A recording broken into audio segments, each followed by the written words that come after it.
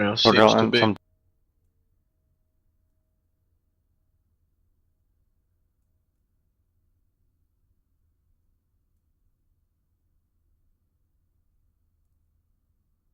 Okay, hi everybody. Thank you very much for joining the first ever Survarium stream for the English community. Today we're going to have myself, Joe, and our lead developer, Dima, who's going to be answering your questions. And we got...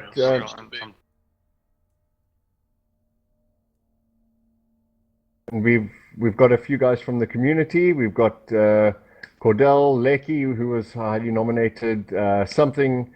Okay. Hi.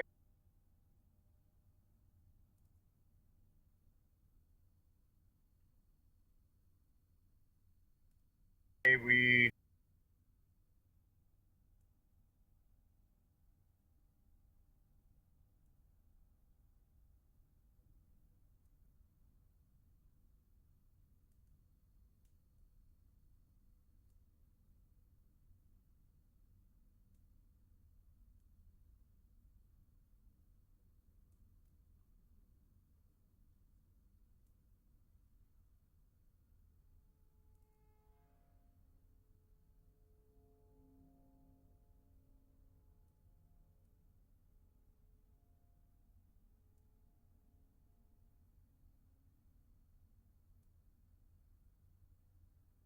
Okay.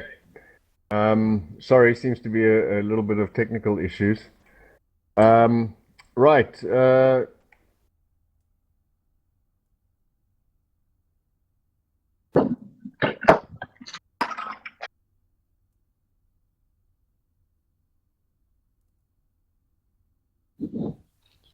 Okay. The first match, we're going to have something and Cordell playing. I suppose these guys have got some.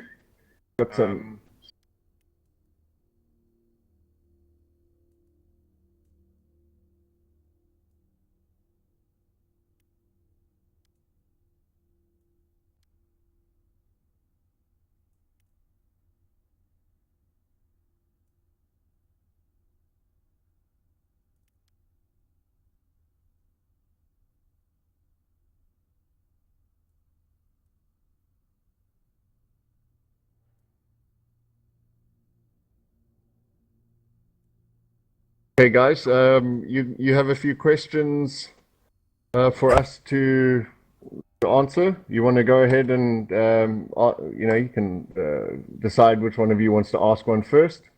You go first, something.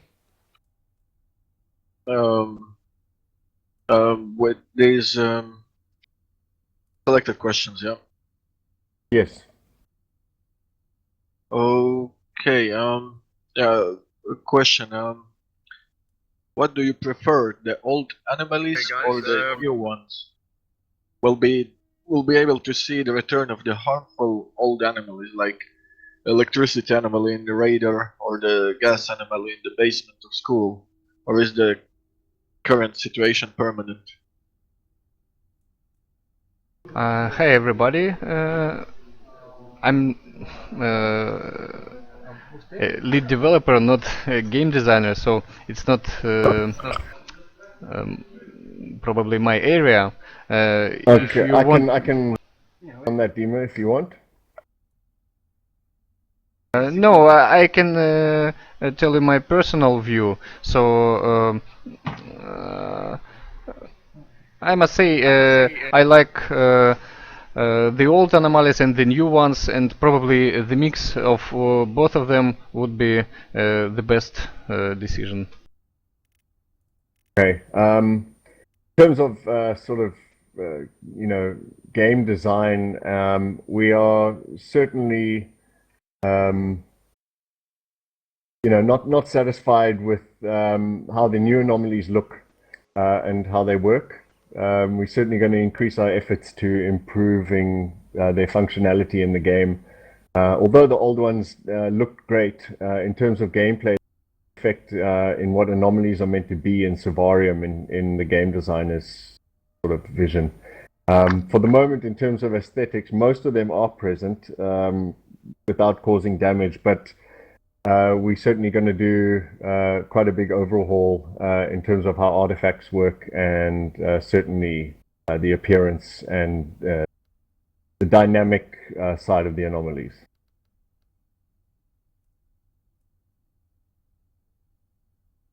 I may add that we would like our anomalies to be more involved in our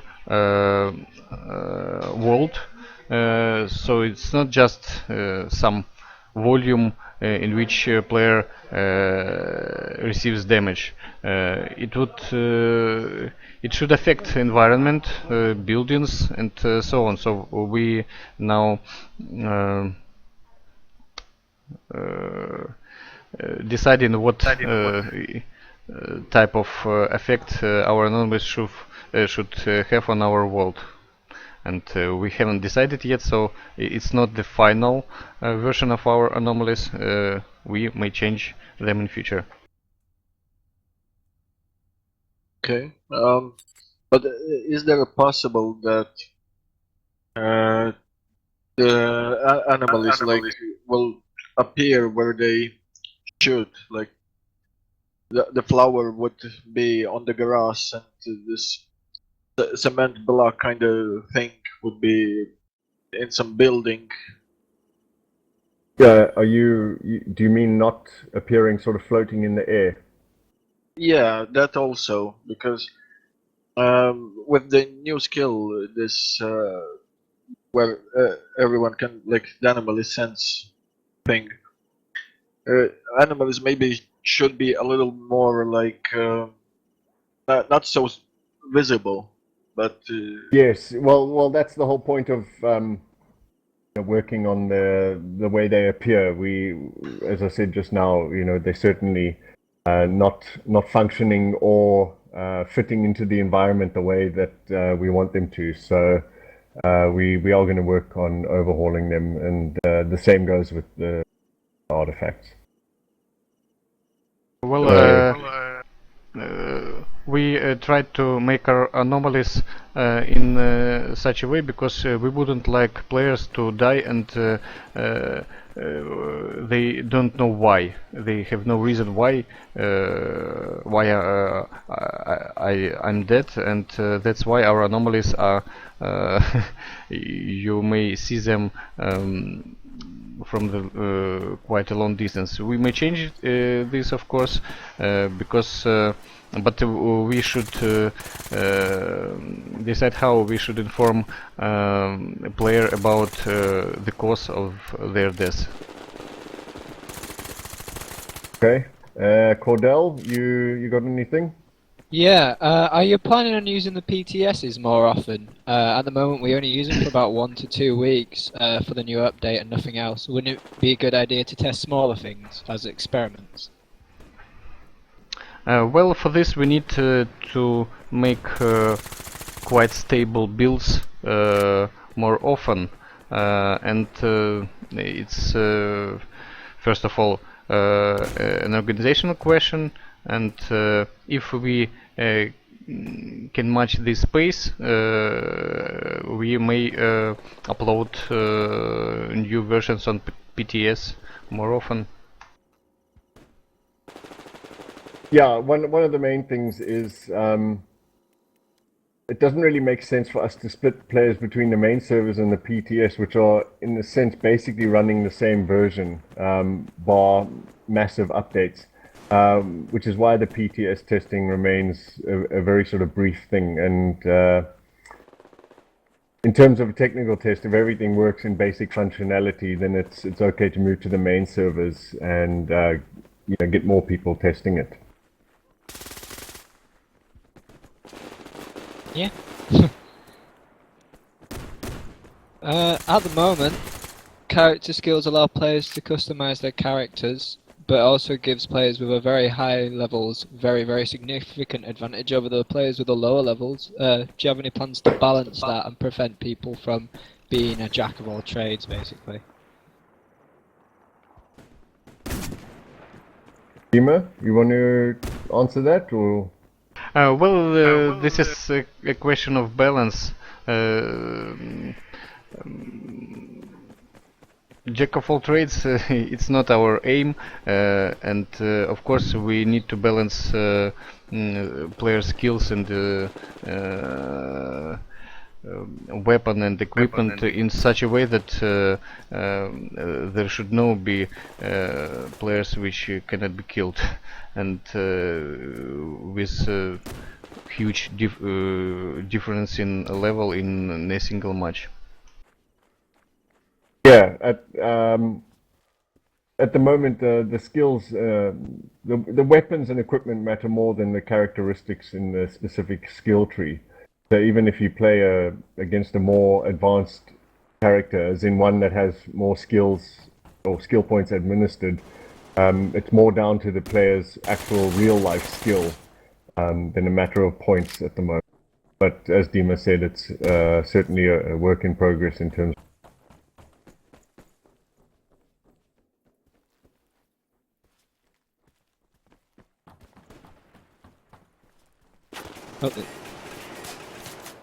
Yeah.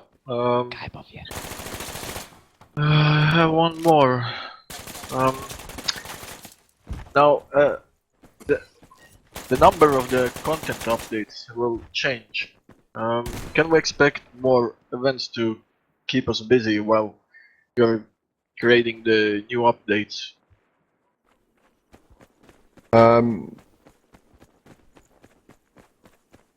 We're busy introducing or working on a tool set which will allow us to host sort of regular smaller events, such as like sort of double XP days or double reputation points, things like that, purposely for this process. But we're going to develop and increase the possibilities for this tool in the future. But as of yet, it's a work in progress. But we do plan to bring something like that to the game. Dima, if you got anything you'd like to add? Well, you should expect more events. Yeah, basically. That along with I can just mention quickly. The next season of leagues has been asked recently, and plan to launch the leagues in version 32. At the moment we're working on 31C, so the next sort of main version will feature a new league season.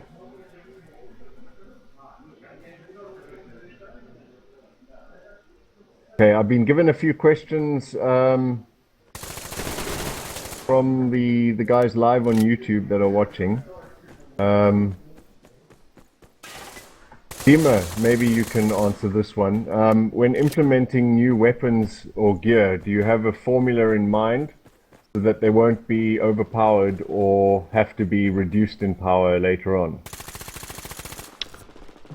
We change weapon characteristics when they don't match our expectations. We don't have in mind that we will lower their characteristics in future when we first set them up.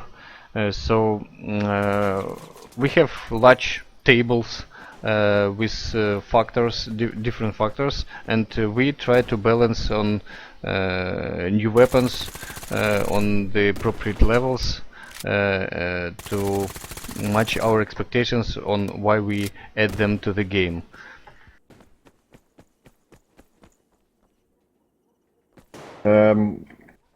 Cordell or something, anything off the top of your head that you think of relating?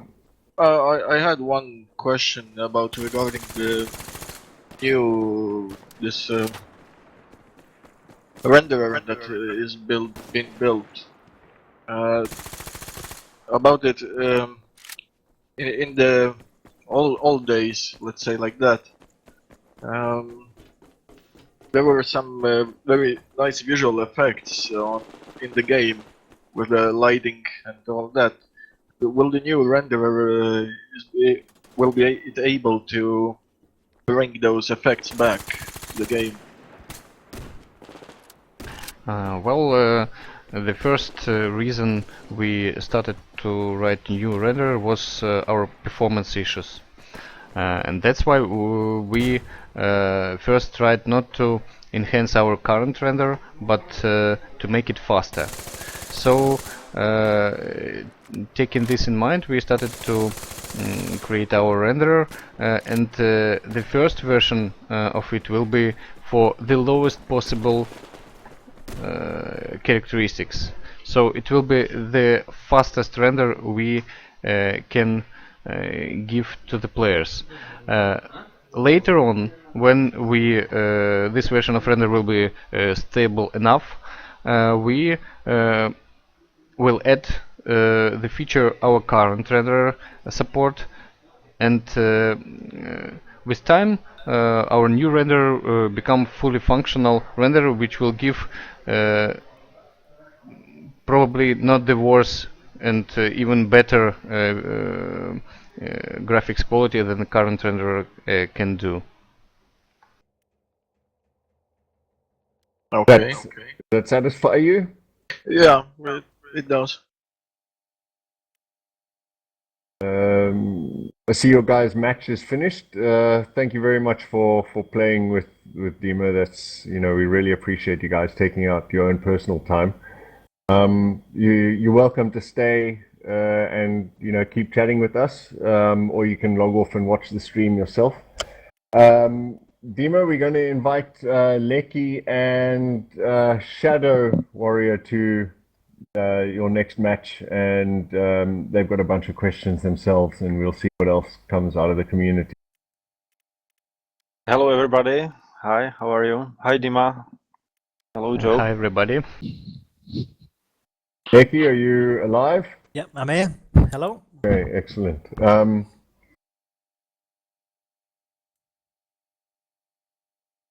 Right. Have you guys got any questions lined up? s.t.a.l.k.e.r, do you want to go first?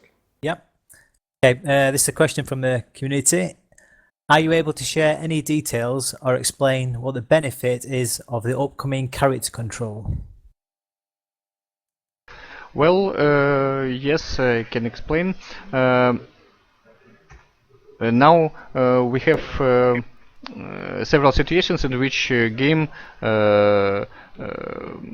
we have FPS drops in our game, and one of the most popular situation is because some of the inputs of other players are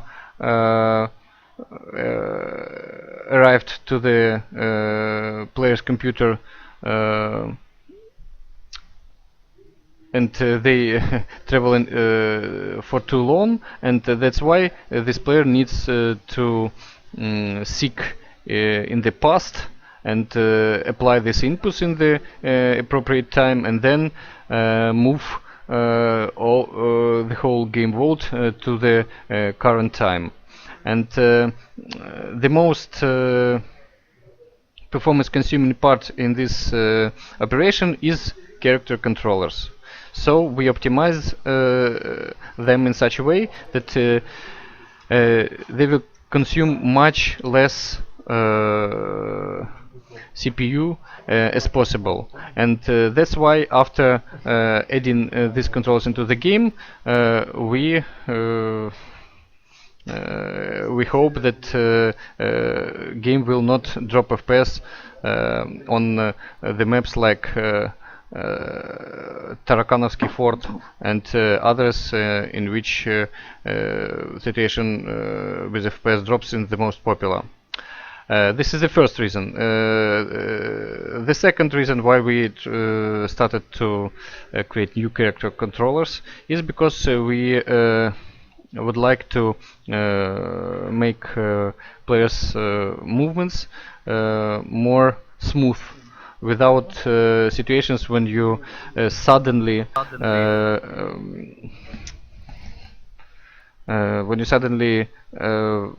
stops in situations which you don't see why you are not moving and what was the cause of this stop.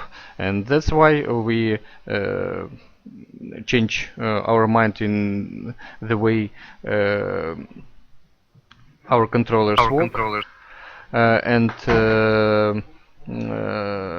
instead of querying continuously physics vault for triangles and then trying to move players capsule in this vault, we now trying to create so-called navigation mesh for these character controllers in offline, and then use this mesh for moving players capsule in this simplified world. And the effect of this is that we have probably 100 times faster implementation in most cases.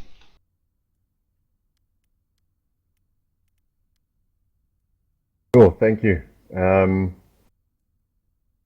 See, Shadow, you got an, Yes, I can hear you.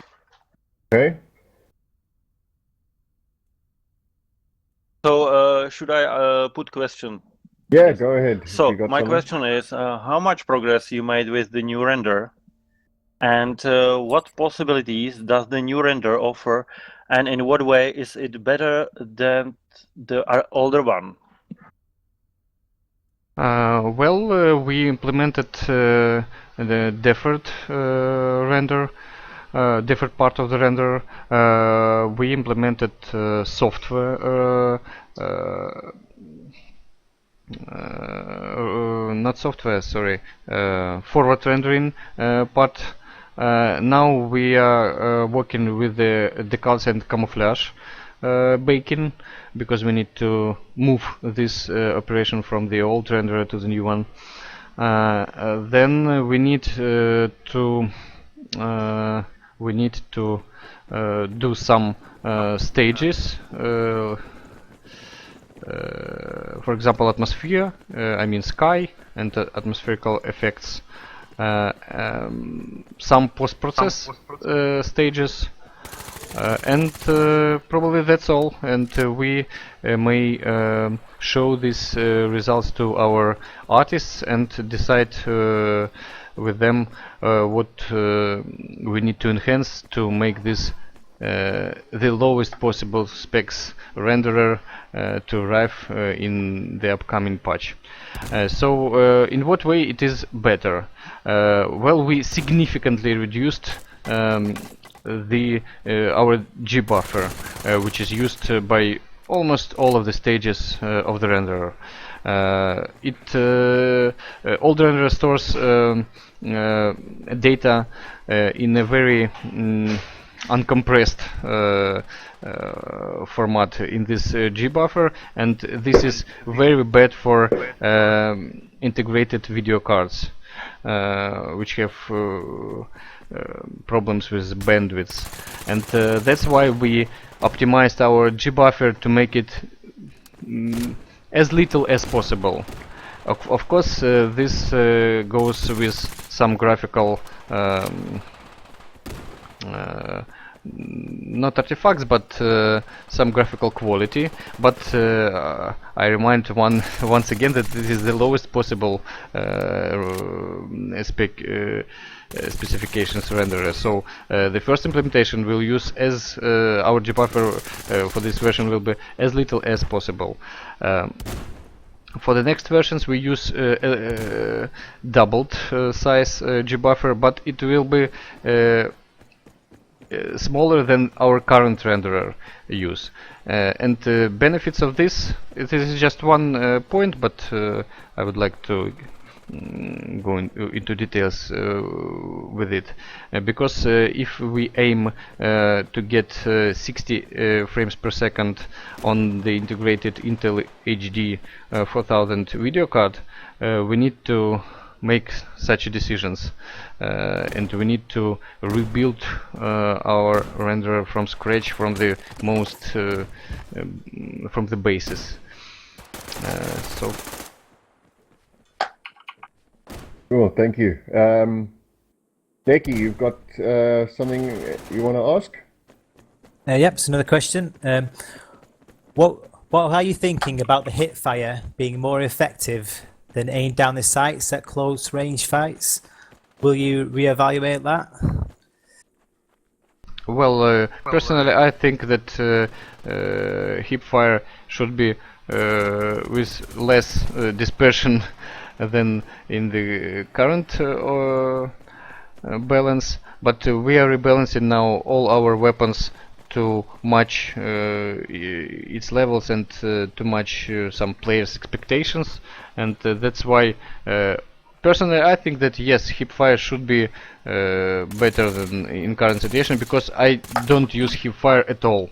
Even if I see the player just around me, I'm trying to aim. And probably that's not the best our game can bring to the players. But it's a question to the game designers and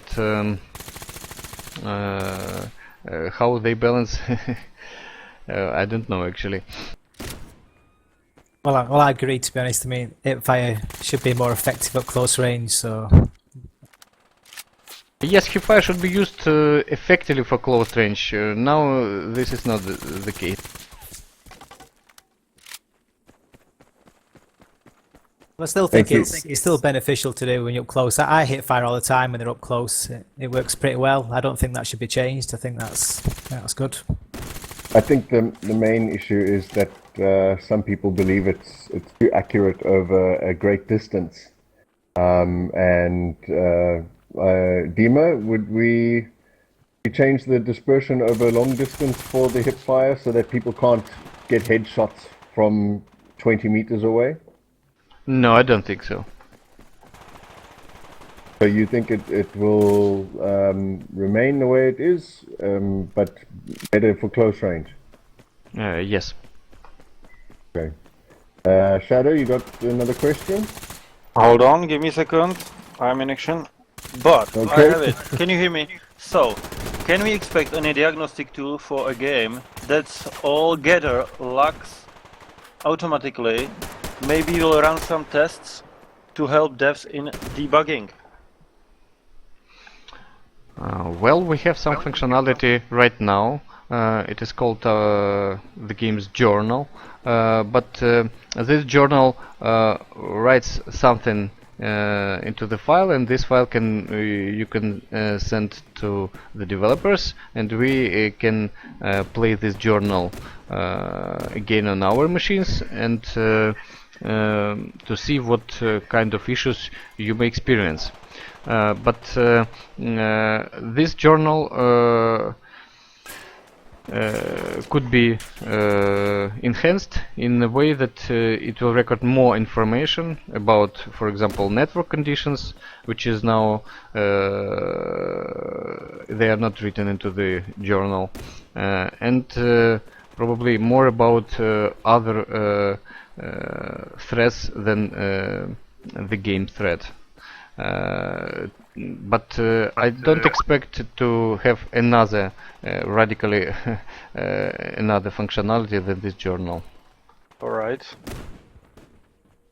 Thank you. Thank you.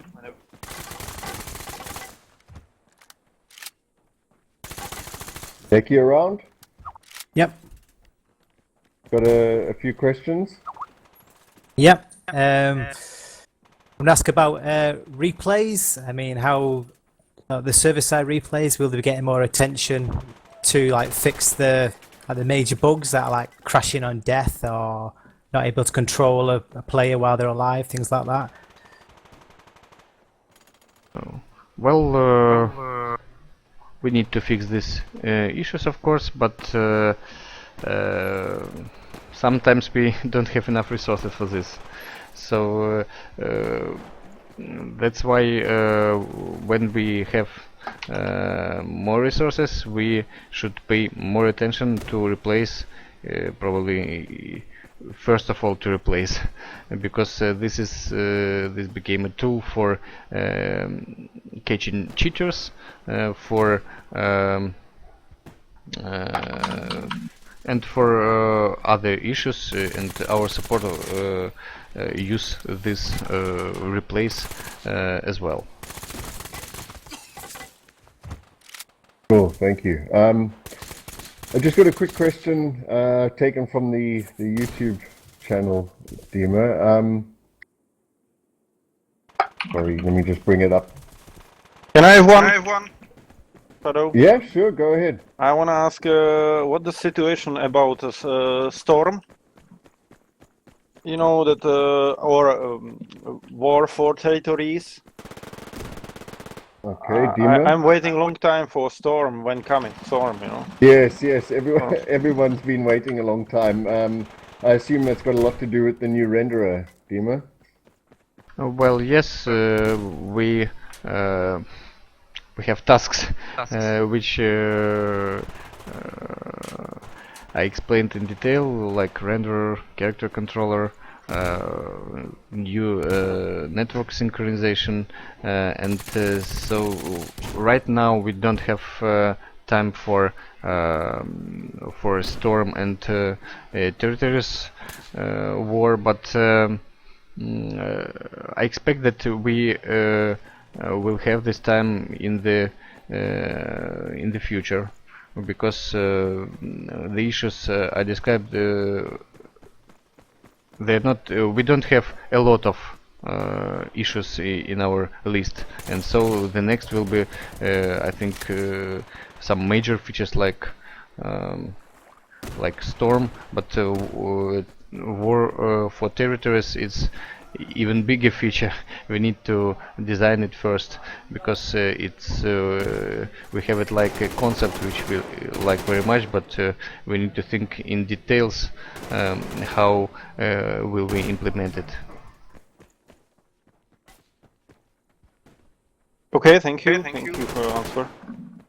Okay, Dima. Question from the YouTube guys.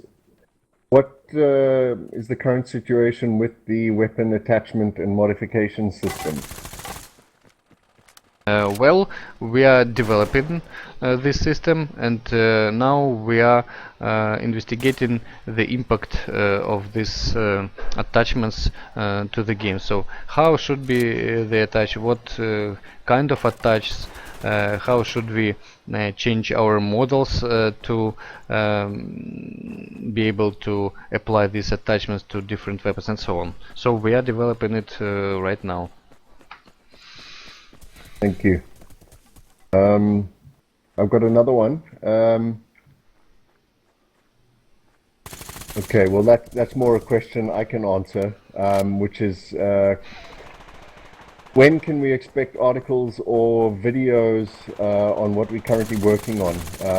Doing this will improve a lot of communication.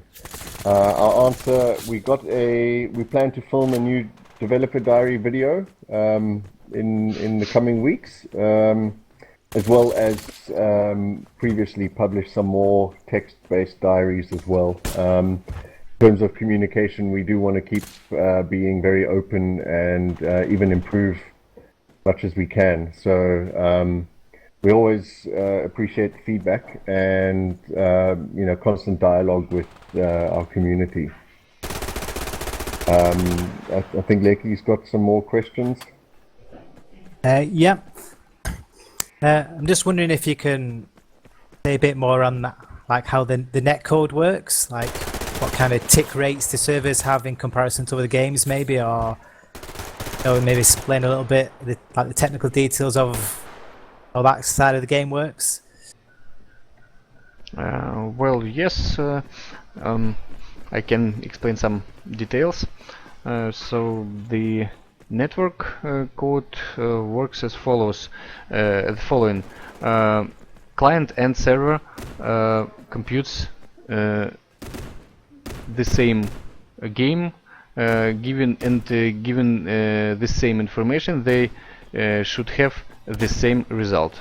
The same, I mean, it must be equal bit by bit. So every bit of the serialized game state should be equal on client and on server. And doing these computations, clients send to the server the hash of the serialized game state they have on some time, and server checks this hash with the hash of the game state it has, and if something went wrong on the client, then server sends full game state to the client to synchronize it with the server. So it how our network code works in this big picture of how our network code works. Players send to the clients send to the server their inputs, like mouse move, like pushing and pressing and keys, and server just resends these inputs to all the other clients, and sometimes it is like a referee, it sometimes change the time at when client would like to apply this input, because it traveled for so long that it will be inappropriate for other clients to apply it, and then it changed this time and reports the original client that it should he should change the time of this input to have the same result as the server have. So why we selected this approach for the game? Because we would like to have a very good protection from packet loss, from packet reordering, for some hard network conditions, and we our network code has this feature, and we use UDP, not TCP, for our for sending data. We use our own delivery guarantee protocol, and so on. And the second reason why we selected this deterministic computation strategy is because we would like to to play for players with different pings, and we wouldn't like that players with low pings should feel players with large pings.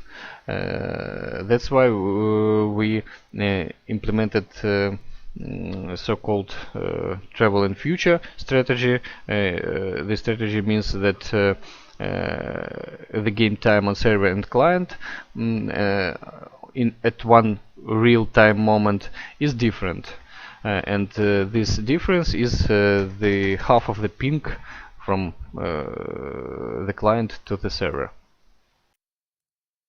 I can tell you a lot more about network code, but I don't know how much details you need.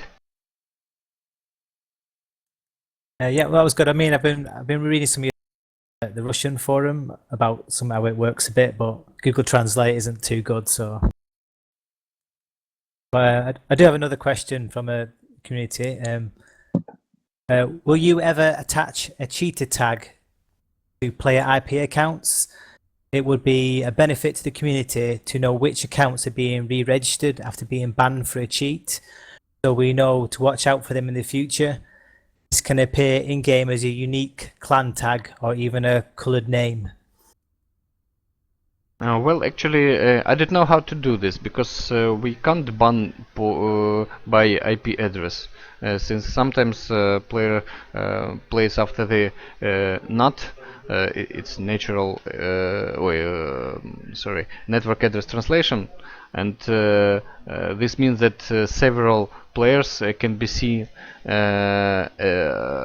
from the same IP address but different ports. And that's why we can't ban by the IP address simply, and that's why I don't know how is it possible to attach such a tag to the players. If a player is banned by cheating, he may register other account and play on it, but it loses its character.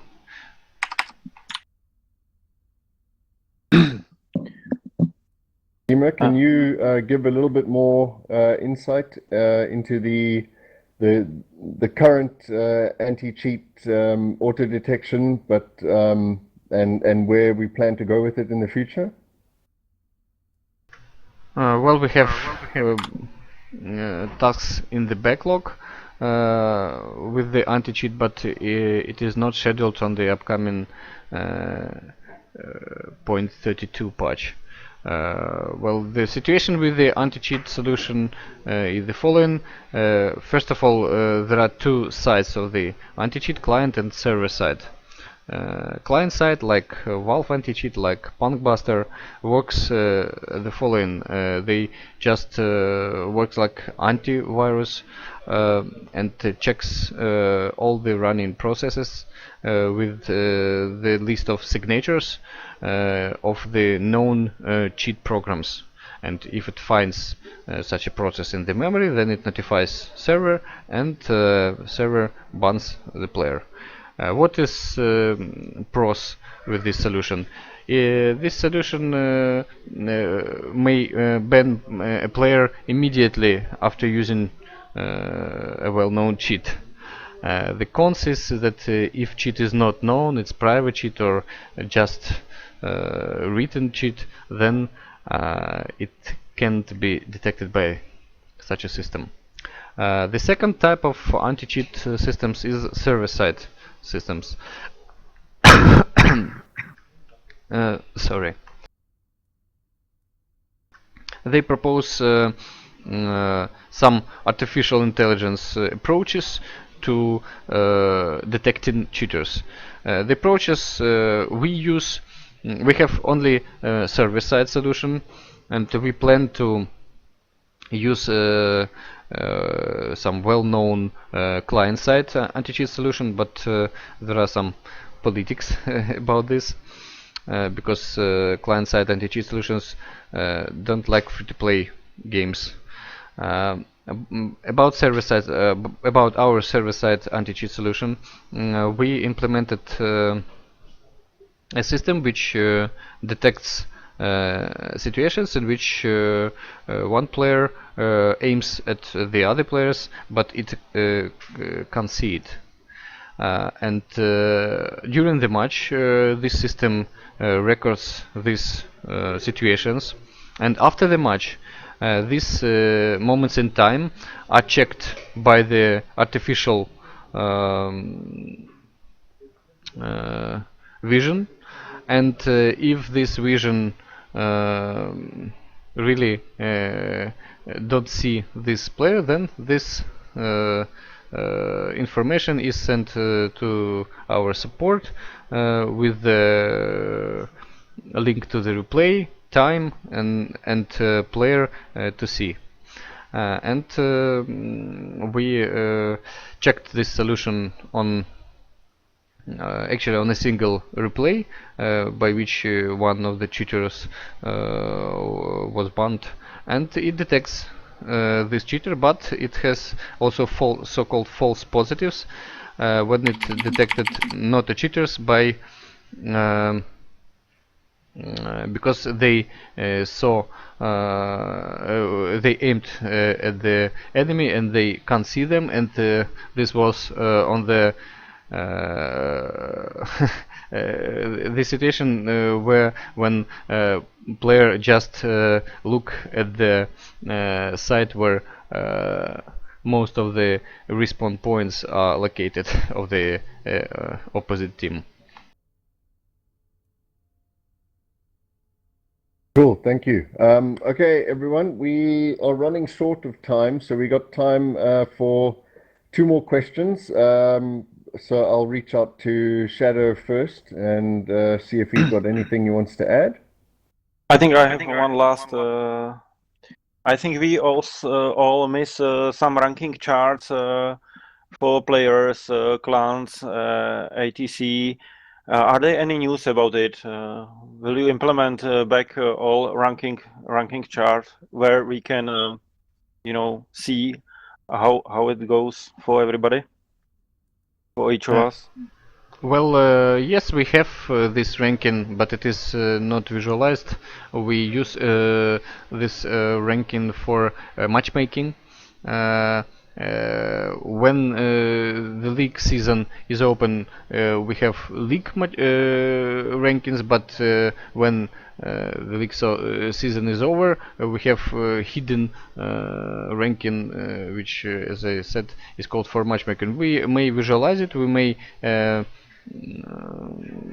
we are thinking about this, and we discussed this this week, and I think you should expect some new things in this area. Okay, thank you. Okay, Leki, one last question. Yep. Well, a question that gets asked in the forums, people always say about how you don't score high when you play in the game, you don't get a lot of money, or you go negative with silver. So wondering, like, what will be a change in the future to help the economy out, so that players who don't finish at the top all the time can still make a decent amount of money. Well, I think especially in tier 10, tier 10 is problem, I guess. Sorry. well, this is especially not my area, because I don't balance Economy. this, yes, economy, and I don't know actually how are our game designers satisfied with the current economy state, so I don't know. Well, community is not satisfied, I tell you. Especially Okay. with tier 10, that's it. Okay, with regard to that, what we're going to do is, unfortunately, we're out of time, but there's been a lot of other questions asked, so we're going to do a follow-up Q&A. It won't be live, it'll be text-based, which we'll publish sometime in the coming week and answer a bunch of the questions that we didn't have time to get to. So I just want to first apologize for the technical sound issues at the beginning of the stream. Our apologies for that. Hopefully next time everything will work smoothly.